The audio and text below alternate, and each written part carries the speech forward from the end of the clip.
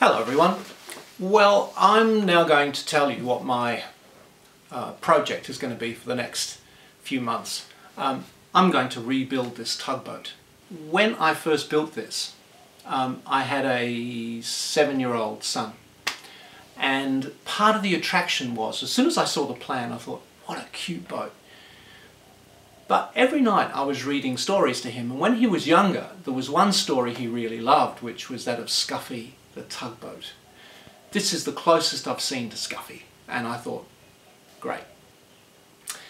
This boat was the very first boat I ever built, 25 years ago. So naturally enough, I've had 25 years experience. I'm going to do a number of things quite differently to what I did when I first built this boat. But why this one? Because people really like it. I've had some great feedback from people who've seen this on the water.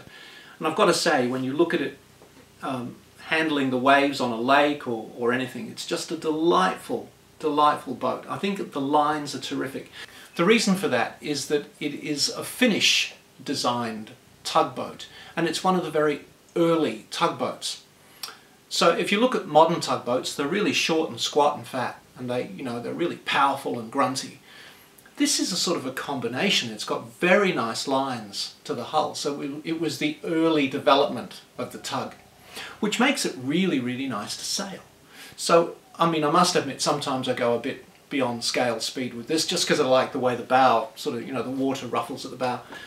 I've got to tell you, though, it's as tough as nails. I had a friend who I should never have given the remote control to. He forgot that he was controlling it, ran it flat out, and I could see it going whoosh, like this, straight across, and I was in Cairns at a rock pool, and it hit a vertical rock at full speed, and I just heard this crack. I couldn't see what had happened, and I thought, I'm going to have to dive in after it.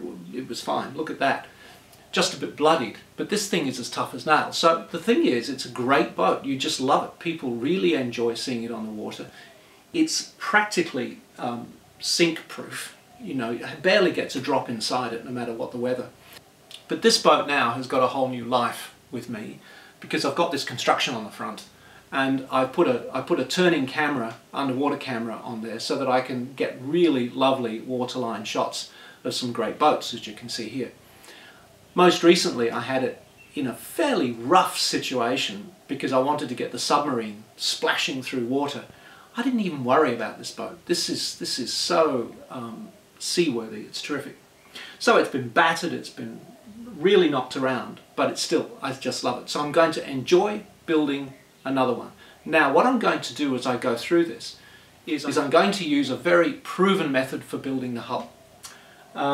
But when I get down to the propeller, for example, I'm going to build the propeller, I'm going to make it. You, of course, can buy one. I'm going to make the prop shaft and the prop housing. You can buy one. Everything that as we go, you can buy things off the shelf to do all these things. I'm going to make them. I think in the end, this would look really nice with lights. So I'm going to put lights in it.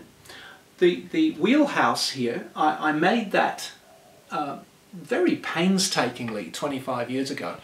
I'm going to do the same thing this time, but I'm going to use a totally different method. It's going to look a lot better. And who knows, I might even automate it. That is, put a compass inside it so that when it heads off in a particular setting, you can just put it in automatic control. That's quite an easy thing to do these days, you'd be surprised to know. But you can opt into that or opt out.